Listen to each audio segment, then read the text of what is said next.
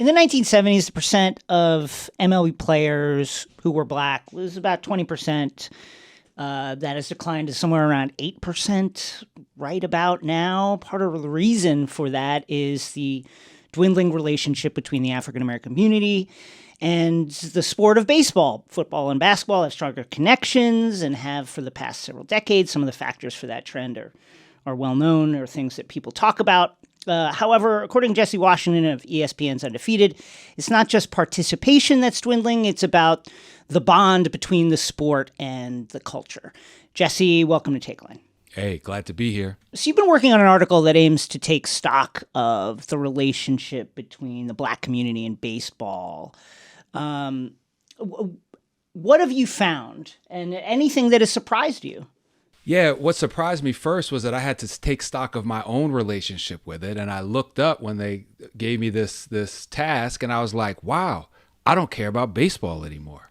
When did that happen?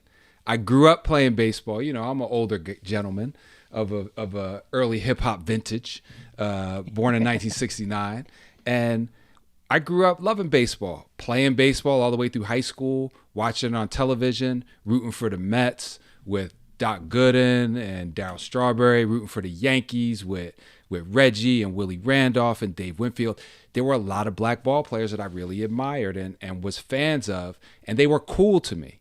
And at some point, you know, fast forward to now, I couldn't even tell you who won the World Series last year. So how did that happen? That's the first thing that surprised me. And once I started to dive into those reasons, I started to get to some answers. The big answer to me is that you can add the demise of or the lessening influence of baseball and black culture. You could blame it on hip hop. That's my headline. And add it to the list of things that you could blame hip hop for. The crumbling of everything that's sacred to black people is all hip hop's fault, including baseball. But in all seriousness, about the time when participation and interest in the black community started to wane, hip hop was on its early trajectory of ascendancy. And there's a lot that happened in between then, and that's what we dive into in the show. So when would you say that, we talking like late 80s, early 90s, as hip hop started to move into, a more West Coast inflected sound? Would you say it's about then? Is it about, when you were saying this, I suddenly realized I can't remember the last time I heard a MLB player referenced in a rap lyric. I can't actually remember the last time it happened. Which is a shame. I mean, the only one that comes to mind for me is from A Tribe Called Quest, Got the scrawny legs, but I move just like Lou Brock with speed. I'm agile. I do think it is the time period that you reference, Jason. It's about the late 80s and the early 90s. And there was a moment when the bond was strong. I mean, number one, let's just state the fact that hip hop is the reason why you and so many millions of other Americans are wearing their hats backwards right now.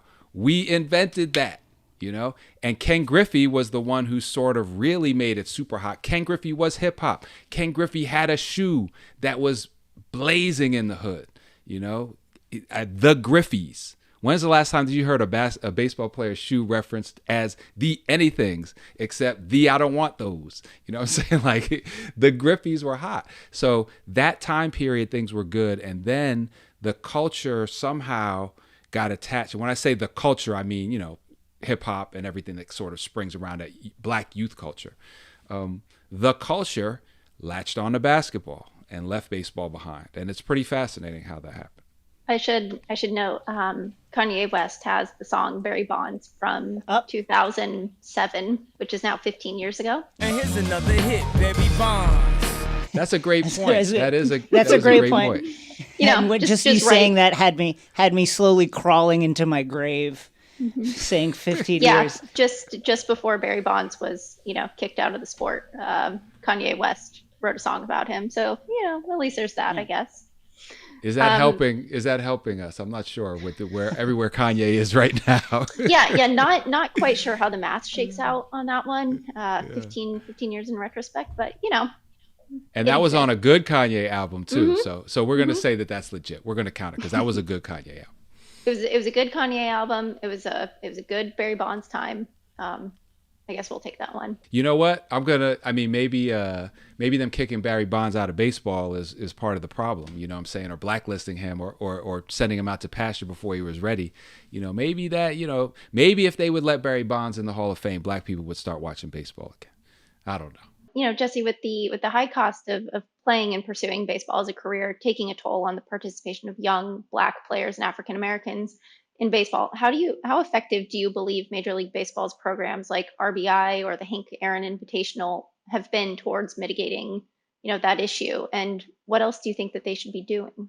Yeah, I think MLB has done a really good job. I think that they're putting a lot of resources into it, and it's working to a certain extent. And next week, I'm going to be going and watching a young kid play. His name's Kyle Johnson. He's a Virginia, left-handed heat, right-handed banger of a bat, committed to play baseball at Duke. And I'm going to go talk to him. You know, he's in Loudoun County, Virginia. Shout to Kyle. And sort of get into the mix of a young black ball player. He was a participant in a lot of these programs. And that's not the reason he played or didn't give him the ability to play, but what it did was affirm, okay, I'm a young black kid who plays baseball. Yes, there are hundreds of others and probably thousands of others like me out there, and really give him a good environment to come up in. So I think that they've done a great job, but I'm going to push back a little bit on the commonly accepted wisdom that access and cost is the barrier for black kids to get involved with baseball, because last I checked, you needed a whole lot of equipment to play football, and that ain't stopping us anywhere. You needed a big old field to play football, and shoulder pads and helmets and cleats, and I don't know about a $400 bat, but there's similar cost barriers. We have a basketball family. A summer of AAU ain't cheap, you know what I mean? And families are more than willing, families pay thousands of dollars up into the 5-figure sums to let their kids, to encourage their kids to play basketball. So I think that the cost is a factor, Lindsey. I think that MLB has done a good job and is aware of it and is really trying to expand access to the game. But I think that there's a deeper cultural reason behind it, that even with all the access, a lot of the kids are just choosing to do something else. For example, I live in the Pittsburgh area. Josh Gibson, probably the greatest home run hitter of all time. His grandson, Sean Gibson, is here, has a foundation, does a lot of baseball stuff. They had a league for a while, but he said, Jess, we had to shut the league down because kids don't want to play baseball in the spring. They wanted to do the spring football. They wanted to do 7-on-7, and it was hard for us to get a commitment over these other sports, even though we had the access and it was free. So there's more to it there, Lindsey, than just the cost and the access. You mentioned your heyday with baseball and rooting for both the Mets and the Yankees, which I guess I need you to unpack somehow a little bit. Okay. Yeah. Big up for calling me on that. I get it. And here's the reason. Because I grew up in Poughkeepsie, New York, about an hour and a half, maybe two outside of New York City. And so it wasn't like I was in Brooklyn or in Queens or in the Bronx or, or Manhattan. So I didn't really have to worry about that type of die-hard type of situation. And also, you know what I think it was? I was looking for the black players, and the black players that I read about in Sports Illustrated. We didn't have a TV in our house, so I had to actually read stuff. So those names that were in the newspaper and stuff like that, I was intrigued by that.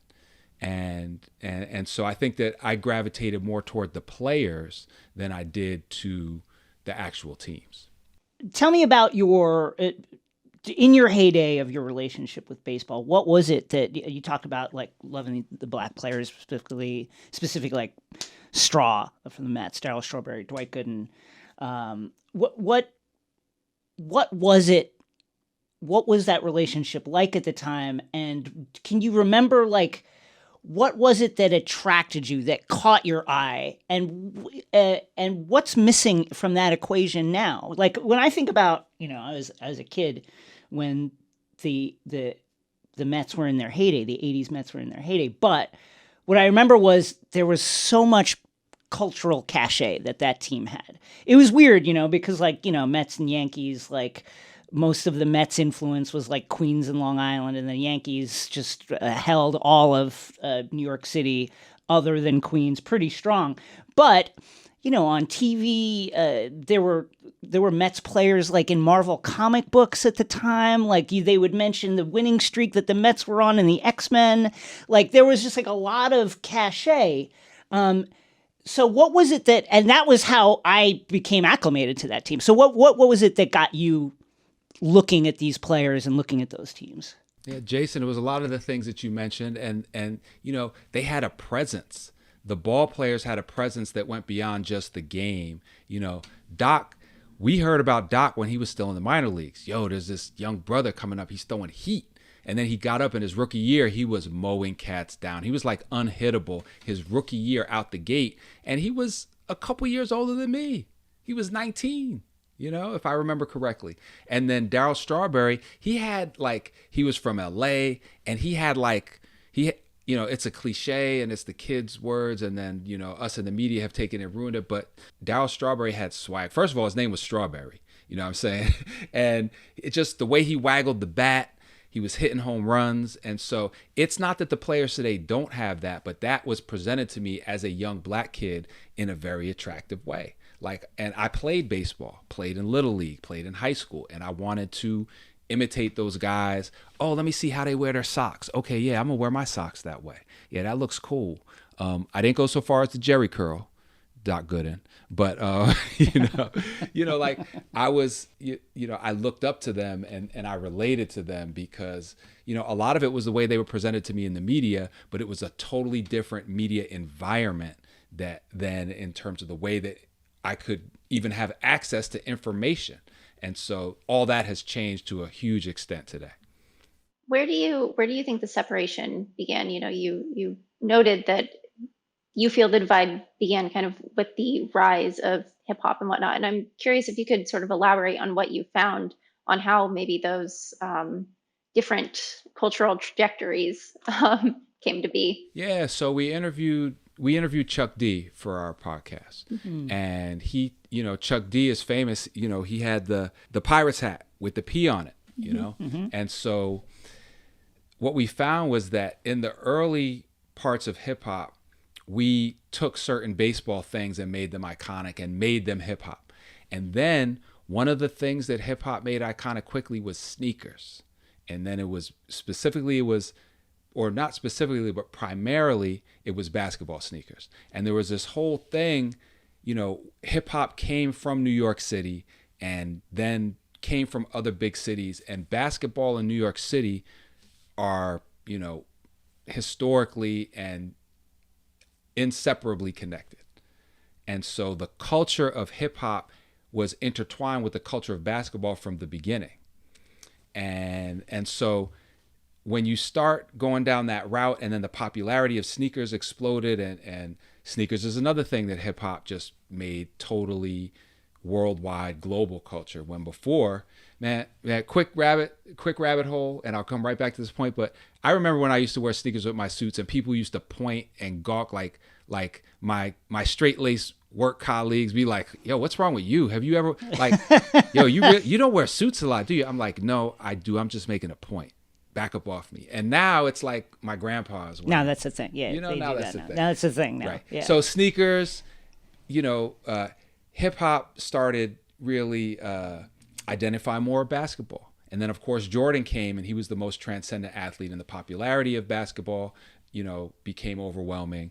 And then AI came in the late 90s, and AI just made basketball and forced, it's funny, baseball might be right now where the NBA was in terms of expressing yourself and not being a performance. They tried to snuff AI's individuality out. They tried to, there's a famous, all you young kids out there, there was a Hoop magazine, the official NBA magazine. A magazine, by the way, is something with paper that you open and you read. It's how we used to get information before Instagram. And they had AI on the cover of the official NBA magazine. They airbrushed out his tattoos. They're worried about the image. Takeline is brought to you by Underdog Fantasy. We got Grizzlies and Hornets this week, and you know what that means. Ja versus LaMelo. Who do you like more? Who do you like less? It's up to you. Underdog Fantasy is the best and easiest way to play fantasy sports. You know it by now, but maybe you need another reminder. If you sign up now with code TAKELINE, You'll double your first deposit up to $100 in free money when you make your first deposit of $10 or more. Deposit $10, you get 20. Deposit $20, you get 40. Deposit $100, you get another $100 free. That's how that works. With their slick mobile app, as slick as a dolphin's skin, and user-friendly website, you'll have no problem jumping right in and drafting your squad. So what are you waiting for? Sign up with code Takeline. Get your deposit match and play today. It reminds me of how baseball is uncomfortable with players of color, a lot of our Latino brothers, and uncomfortable with them expressing themselves. Oh, the hair. Like, do the Yankees still have a hair rule? Yes. Yes, they do. Yo. I mean, and so it's a long way of answering your question. So I'll finish by just saying the culture of hip hop and basketball took it in and with Jordan and then AI, and it represented hip hop, and they merged, and then that's what all the young kids gravitated to. This makes me think of, something related, and I'm wondering if I can run just some thoughts by you. So you mentioned Chuck D and the Pirates hat, but it was Spike Lee who originally contacted New Era and said, I want a Yankees hat, but I want it red, and I believe red leather. And New Era had to go and get approval from the Yankees and MLB and everything. And basically, the story is that because of Spike Lee, we have a very broad variety of baseball hats. You can buy a Yankees hat in pretty much any color. And I don't think most people know that you trace that back to Spike Lee. But then also, you have things like Jay-Z rapping, I made the Yankees hat more famous than the Yankee can. And,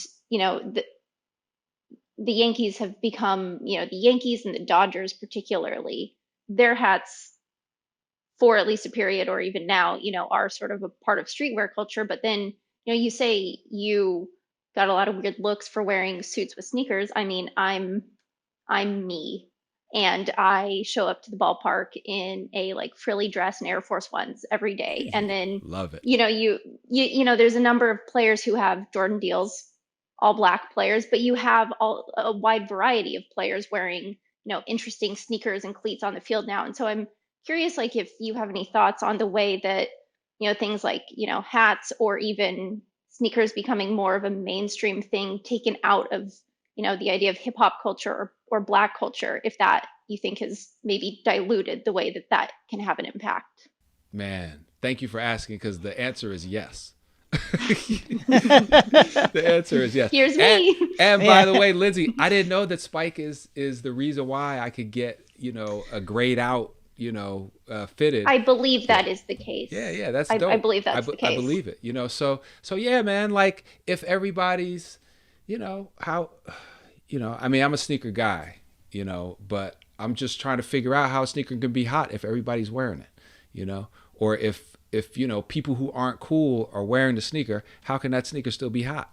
But it's I'm trying not to, what I'm saying? And even me, I got kids 22, 18, 14, and then I'll be like, yeah, you think that sneaker's hot? Everybody got that sneaker. I got sneakers on and nobody got in this whole place. And they'd be like, no, Dad, that's because nobody wants those. So I definitely, young people, rock on, do your thing. But these iconic hip hop has become, I've seen it gone from being hated in terms of hip hop to being embraced as mainstream. And I have mixed feelings about that. On the one hand, isn't that what we wanted? Weren't we upset when people said, oh, that's not music? But then on the other hand, I feel a bit gentrified. And a lot of that has some overlap with these totems of authenticity that hip hop created. The hats, the sneakers, the jerseys, and things like that have become, appropriated may be too strong a word, but widely appreciated. How about that? So, and as far as now, if you're wearing Air Force Ones, Lindsey, with a frilly dress, that's hip hop. That's hip hop, and I support that. I should say I was not really into sneakers in any way until I started covering baseball. Then I had to go into the clubhouse and see the Jordan brand guys getting, the Dior ones for free all the time or whatever. And so I'm just and it's interesting because like I very much care about presentation and fashion and style and whatnot. And you don't really think of like ball players that way, but like, they have a lot of money and they have sponsorships and they get cool stuff. And I don't always have access to it. But if it's like, well, I see, these guys rocking a pair of Jordan 3s that I really love, like maybe I'll buy myself a new pair of 5s. And so the reason I am that person is because I'm confronted by it all the time. And I feel peer pressure if I'm in a pro clubhouse, as far as like, you can judge me for this, but I'm gonna judge people by what they're wearing on their feet. And so I feel judged by what's on my feet too. So if I'm in that, I see pro ball players looking to see what I'm wearing on my feet. And then that may or may not affect the quality or the access of the subsequent interview, but it's a factor that we think about. It's a factor. I mean, a really proud moment for me was in 2019. I was standing in the very crowded, very cramped visiting clubhouse at Fenway Park, and Cameron Maven shouts across the room, "Hey, Lindsey, did you see the sneakers this guy's got on?" And he's got some like floral monstrosities, things that I would absolutely 100% wear. And I was like, good catch, man. Thanks. You're known. They know you out there in them streets. That's awesome. That's awesome. But yeah, that's a great question. Thank you for asking it. How can, wearing your baseball hat has gone from being the epitome of rebelliousness and cool when Ken Griffey did it, a genre-defying act, to whatever it is right now, which is not cool. And so maybe baseball has to come up with something else, or some transcendent personality has to come along and do something really radical style-wise in order to get that heat back, because they don't have it right now.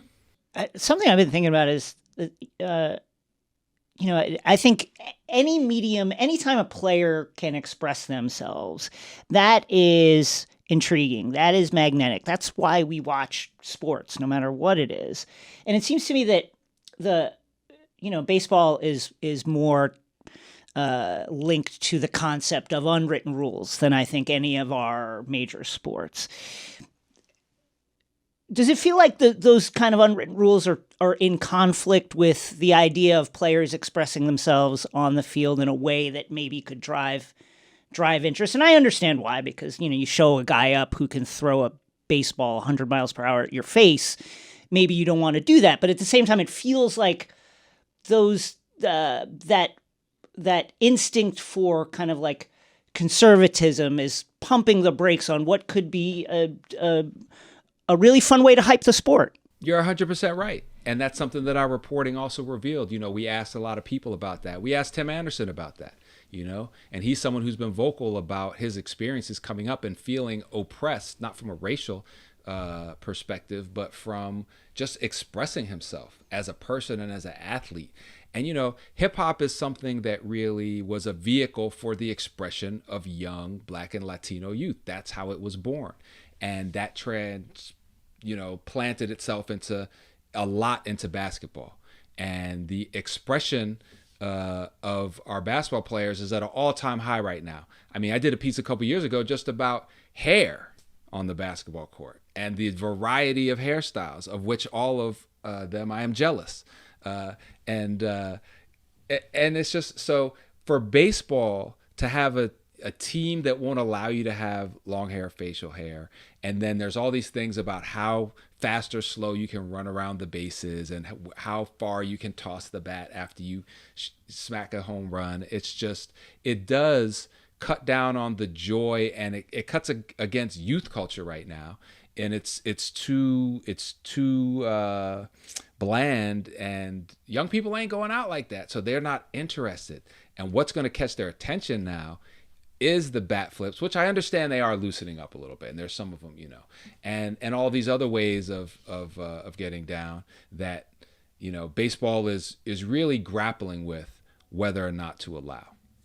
Lindsey, what would happen if Aaron Judge is just like, I'm growing it out. I'm growing a beard. I'm growing it out. I'm dropping the back past the neckline. Like, I'm doing it, and I don't care what Brian Cashman or anybody else has to say. What would they do? I can say pretty confidently that Judge is not the person who would do it. I know. But he's the guy that he would need to do it to like make it happen, you know? I don't know. Yeah. I mean, there was this issue a few years ago when a prospect, Clint Frazier, showed up and his hair was too long, and then he thought that he was in compliance. He had to cut it. I mean, I think people kind of, I don't know. I cannot tell how much of a big deal it is, but it is so bizarre to have to cover transactions all of the time and have players show up in the clubhouse the day after they're acquired by the Yankees. And like I'm a pretty big baseball nerd. Like I can probably recognize most players in baseball, with some context because I'm a sicko. And then they show up and they don't have beards. They look insane. It's very. I don't know who is the person to break the cycle or how it would happen. I don't even know how much really the organization totally cares about it, as a whole. Like I don't think Aaron Boone is sitting there telling them, young men, keep your hair in compliance. It's just, it's an organizational rule. I don't think Boone is going to be the guy who's like cracking down on it, but it's definitely, it's bizarre. Thing for me is like, I just kind of feel bad because like these guys are on like TV every single night, and like cameras are so good now, and like you have to worry about your performance, but then if you're like out there looking like this like weirdo with a shaved face and you don't like it, and you don't get a choice, and you're on TV 162 nights per summer, sorry. Yeah, we need somebody to fight the power, some sort of superstar. I did mention to someone this offseason, I was like, I think you should just challenge it. I think you should just show up to spring training with like hair my length, and they didn't respond. They did not respond. So, and then finally, Jesse, your pod is coming out as part of ESPN's package for the 75th anniversary of Jackie Robinson. What do you think? This is an impossible question, but what do you think? What do you think Jackie would think of the state of MLB today?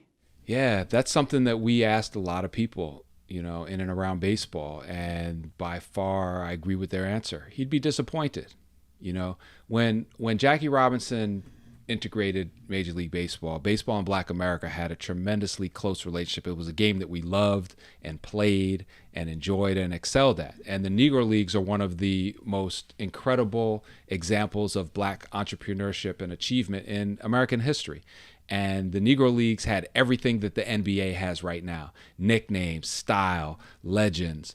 And all the jazz musicians who were the coolest dudes in Black culture at the time hung out with the Black ball players who were the coolest dudes in Black culture. Same way all the rappers in the NBA dudes hang out. The same way you see all the rappers on the sidelines at courtside at the NBA game, you would see all the best jazz musicians in the world at a baseball game, at the Kansas City Monarchs or the Pittsburgh Crawfords or something like that. And so I think that Jackie would be disappointed because he sacrificed for us to have access to this, and then it has fallen by the wayside. But I do think he would be encouraged by the fact that MLB knows that there's an issue and is really putting a lot of resources into it, and that there are a lot of tremendous Black ball players now coming up, and we still have a viable presence in the sport. And I mean, hey, one of the best players in the bigs, his name is Mookie, and it don't get any more blacker than that. Everybody has a Mookie around their way. Shout to Sean Gibson who said that first. So, I think he would be disappointed, but I don't think he would despair is my answer. He is Jesse Washington of ESPN's The Undefeated. Jesse, thanks so much for joining Takeline. Appreciate you, man. Thank you, guys.